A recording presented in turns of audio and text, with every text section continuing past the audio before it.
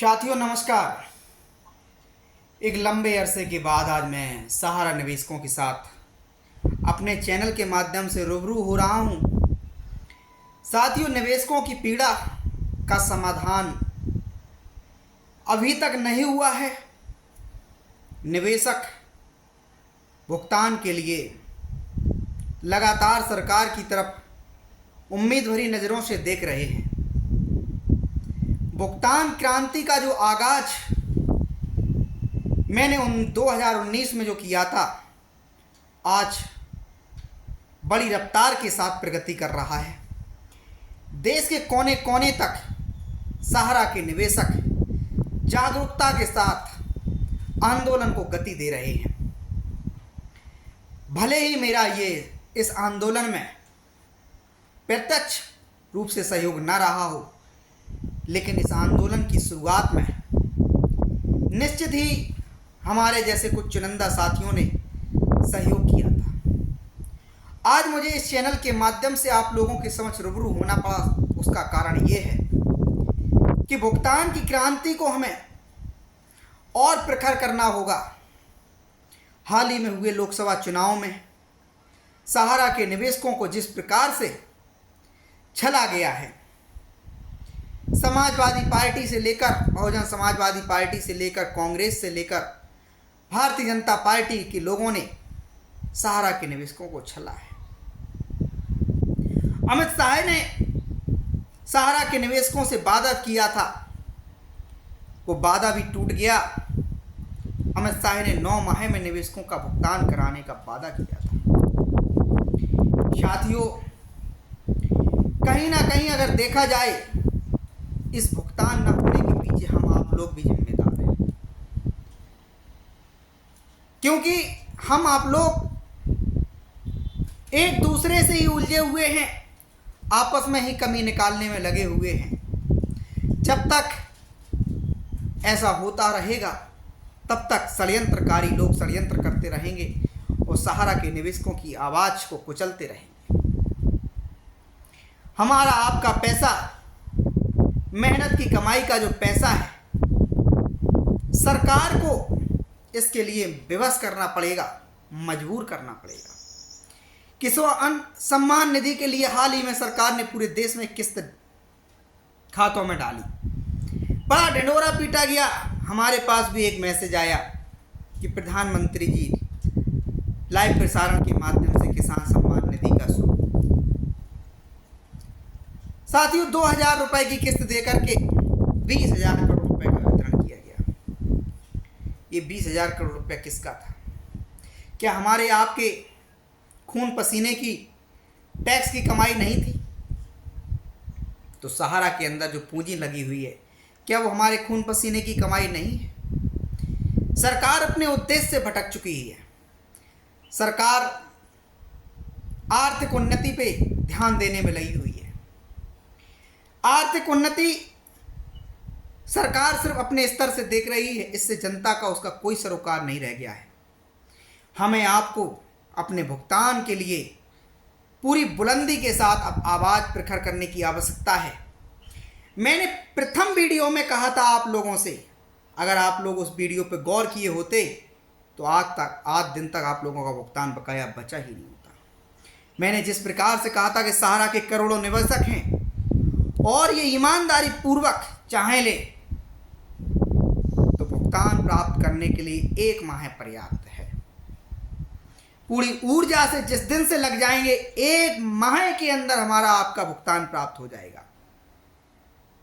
टुकड़ों टुकड़ों में जो कटे हुए हैं, आपस में एक दूसरे को जो छोटा दिखाते हैं, नीचा दिखाते हैं, उस कारण से हमारा भुगतान प्राप्त नहीं हो पा रहा है। साथियों, आज मैं इस वीडियो के माध्यम से सिर्फ इस कारण से उपस्थित हुआ हूं, क्योंकि मेरा हृदय आपकी पीड़ा को देखकर फटा जा रहा है।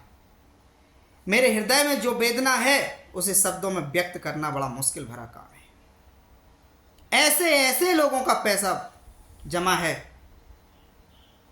कि क्या बताएं किस हालात में वो लोग जी रहे हैं जिनका भुगतान नहीं मिल रहा है, और सरकार मक्कारी पे अड़ी हुई है। सहकारिता मंत्रालय कोई निष्पक्षता के साथ निवेशकों की मदद नहीं कर रहा है। एक दूसरे पर टालने का प्रयास किया जा रहा है। मैंने जो कहा है आप लोगों से, आज एक बार पुनः रिपीट करता हूं। आप अपने अपने घरों पर एक पोस्टर टांगिए, बैनर लगाइए, उसमें लिखिए जब तक भुगतान नहीं तब तक मतदान नहीं। सहारा से हमारा पैसा दिलाओ। आपके गली मोहल्ले चौक चौराहों पे झंडे बैनर पटे होने चाहिए। पूरे देश में एक ही मुद्दा नजर आना चाहिए कि सहारा के निवेशकों की पीड़ा पीड़ा पीड़ा। देखिए आपका भुगतान होता है कि नहीं होता है। अमित शाह तो क्या ही बताएं, मैं उनको एक प्रभावशाली नेता मानता था। मैं समझता था उनकी बातों में बल है, जो वो कहेंगे अपनी बातों से पीछे नहीं मुड़ेंगे।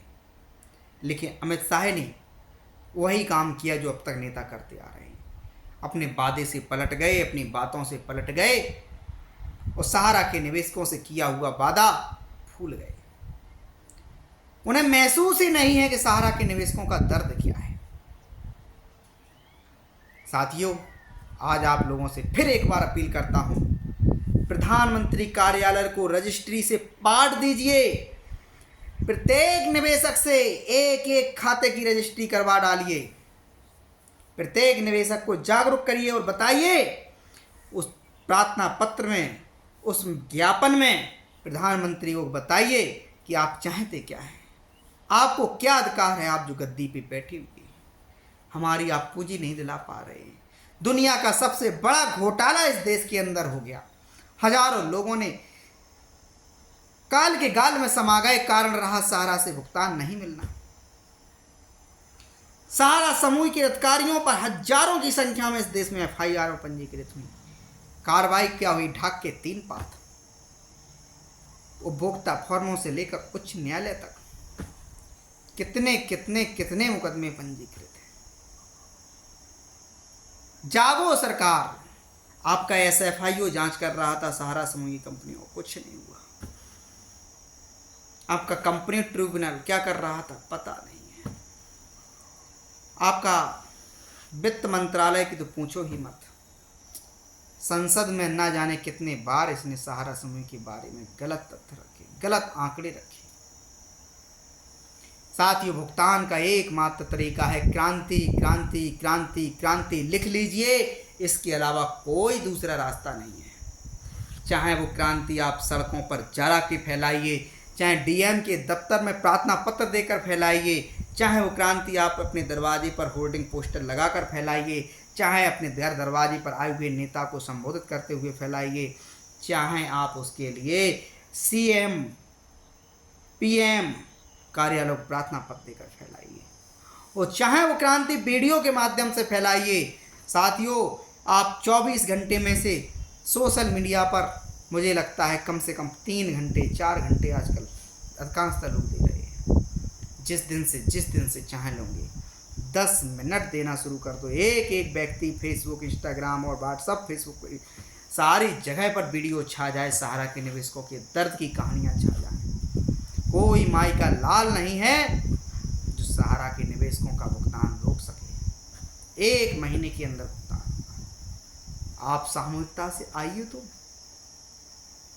आपके पैसे पर लोग मौज कर रहे हैं और आप राम भरोसे जी रहे हैं। धन्यवाद।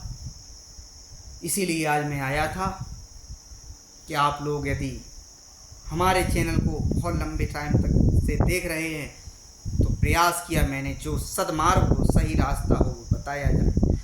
और आज जो भी, चाहे माननीय उच्चतम न्यायालय से हो, चाहे उच्च न्यायालय दिल्ली से हो, चाहे आपका सहकारिता मंत्रालय, जो भी कार्रवाइयाँ हुई हैं वो हमारे जैसे लोगों की वजह से हुई हैं। इतना ध्यान रख लीजिए, उन मक्कार सहारा के एजेंटों की वजह से नहीं, जिन्होंने अपना एक वीडियो तो छोड़िए, एक सरकार को एक प्रार्थना पत्र भेजना तक उचित नहीं समझा। खुद लुट गए, जनता को भी लुटवा डाला। साथियों, भुगतान जब तक प्राप्त नहीं कर लो तब तक ये क्रांति चलनी चाहिए। गांव गांव, गली गली, शहर शहर, मोहल्ले मोहल्ले तक फैलाइए इस बात को कि भुगतान प्राप्त करना है तो आपको अपनी पीड़ा को सोशल मीडिया पर बयां करना पड़ेगा, प्रधानमंत्री कार्यालय को रजिस्ट्री भेजना पड़ेगी। कोई माई का लाल नहीं आपका भुगतान रोक सके। धन्यवाद।